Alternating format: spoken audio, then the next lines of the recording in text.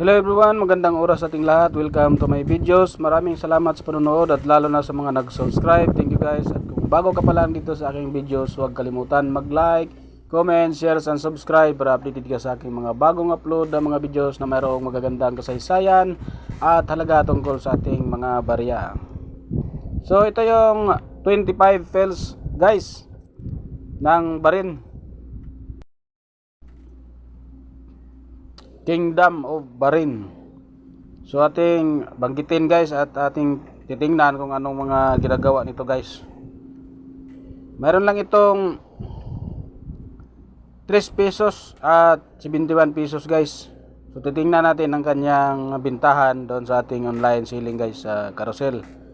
So dito tayo sa kanyang features guys. Ang issuer is Barin King Hamad bin Isa Al Khalifa. 2002 ang kanyang date. Type is standard circulation coin. Year 1430, 1441, 2009 hanggang 2020. Calendar Islamic Hijri.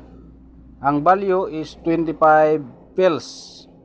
Sa Pilipinas ay 3 pesos and 71 centavos. 0.025 sa Barin.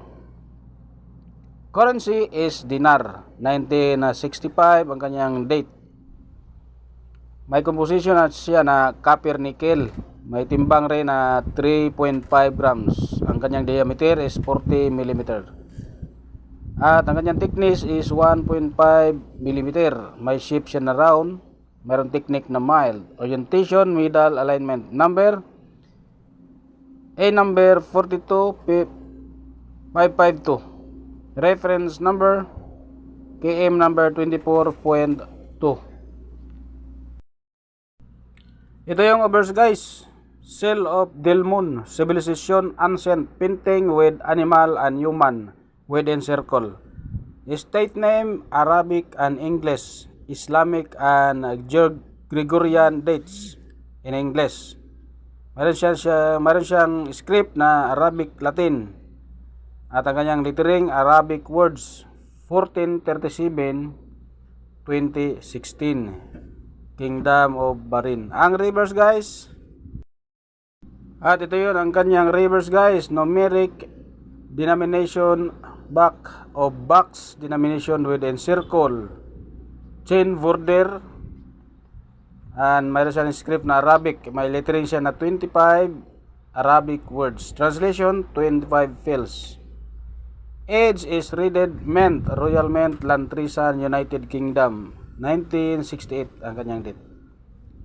Comments, type 1, Arabic words, 25 fils inside the box in the reverse. And type 2, the coins and the Arabic words, 25 fils inside box in reverse. So ang kanyang 1437 guys 2016, mayroon lang siya na 6% ang kanyang nilabas. Mayroon siyang presyo guys galing sa Inumista.com ng extra fine 6 pesos and 60 centavos. So guys, ang kanyang bintahan sa carousel ay $5 hanggang $15. So kung mayroon ng mga error yung guys, so mas mataas pa doon sa $5. At magdepende rin sa kanyang itsura. Dapat walang mga damage.